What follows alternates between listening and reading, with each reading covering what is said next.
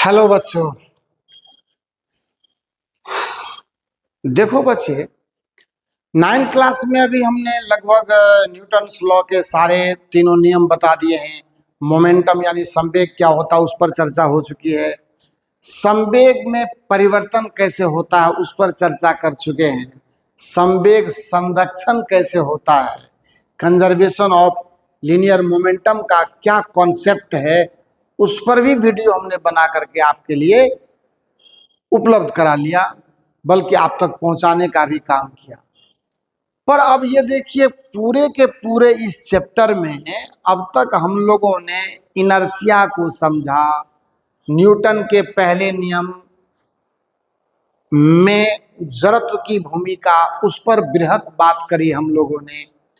Newton के दूसरे गति नियम को दो दो एंगल से पढ़ने का काम किया, थर्ड लॉ को पढ़ा। पर इतने सारे नियमों को पढ़ने के बाद देखिए हेडिंग क्या है, स्टूडेंट्स डायरी नंबर 3 है।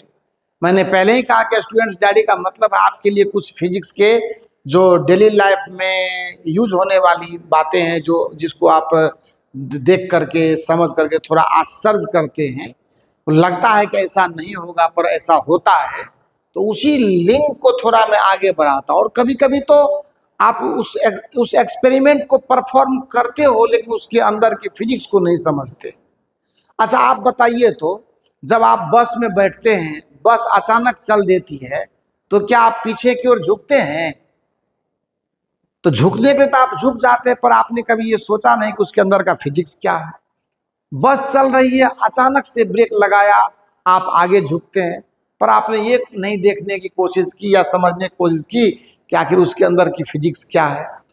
आप चलते हैं, पैर आगे पीछे करना होता है, पर ये आपको पता नहीं कि फिजिक्स का ऐसा कौन सा रूल है, कौन सा नियम है, जिस नियम को फॉलो करने के साथ साथ हम लोग वॉकिंग में सक्सेस कर रहे हैं, बल्कि हमारा टहलना, हमारा चलना संभव हो पा रहा है। तो उन्हीं कुछ उदाहरणों में से, जैसे छड़ी के चोट से कपड़े का धूल झाड़ना, मान लेते हैं मैं इसको अगर एक्सप्लेन करना चाहूँ तो सपोज कीजिए ये कोई आपका बेडशीट है या कोई ऐसा है आपका बिल्कुल ये अच्छा वाला कपड़ा, और जिसको आप डस्ट उसमें काफ़ी आया हुआ है ना, इसमें धूलकण भरा हुआ है। इसमें क्या भरा हुआ है? धूलकण भरा हुआ है।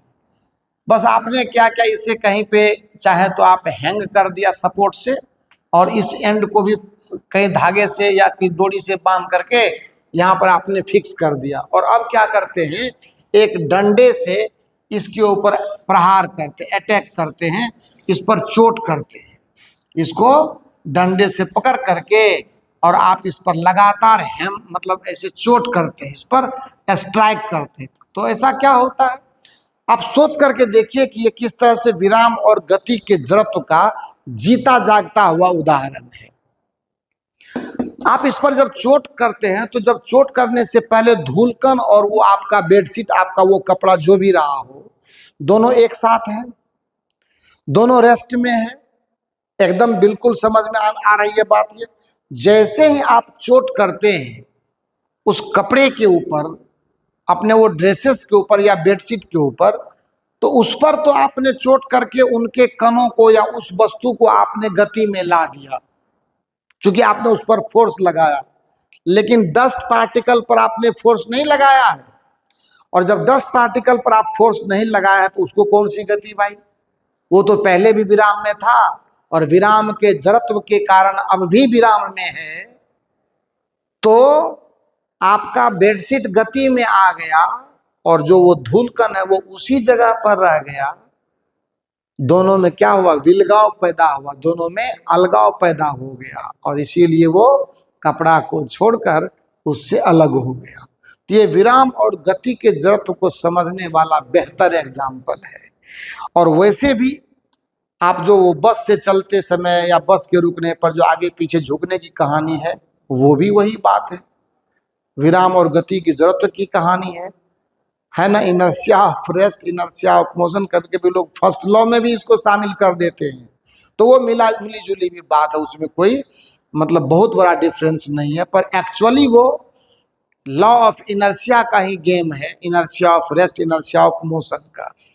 तो वो हो गई बात। यहां पर भी देखिए, बंदूक की गोली मार दीजिए आप किसी ग्लास के विंडो पर, ग्लास के खिड़की पर, आप शीशे की खिड़की पर मारिए, गोली से फायर कीजिए, जितना गोली का पॉइंट होगा उतना ही उसमें छेद होगा और शीशा उतना निकल करके भाग जाएगा।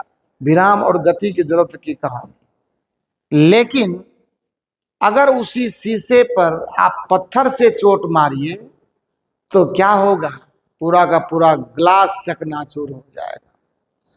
यहाँ पे टाइम फैक्टर बहुत इंपॉर्टेंट है। इसीलिए ये बात जीवन के हर क्षेत्र में कि कोई भी चीज अगर बदलता है तो बदलने के लिए भी उसे वक्त चाहिए। वक्त से पहले अगर आपने काम कर दिया तो चीजें बदलती हुई आपको देखी नहीं जाएगी। क्योंकि आपने जब शीशे बंदूक की गोली चलाई आपने खिड़की के ऊपर, तो जब बंदूक की गोली आपने खिड़की के ऊपर चलाई होगी, आपने अगर गन फायर किया होगा, तो गन फायर करने के बाद क्या होता है कि ये गन फायर करने के बाद क्या होता है कि गोली जब इससे निकलती है तो गोली के निकलने के बाद ये इतनी फास्ट वेलोसिटी से, इतनी तेज गति से निकलती है कि इसकी जो, जब ये टकराती है इससे, तो टकराने के बाद सीधे इसको लेकर के बाहर निकल जाती है और साथ में जो बाकी रिमेनिंग पार्ट है उस पर इस बदलते हुए जड़त्व का प्रभाव पड़ने का समय नहीं मिल पाता है। वही टाइम इंपॉर्टेंट है वहां पे।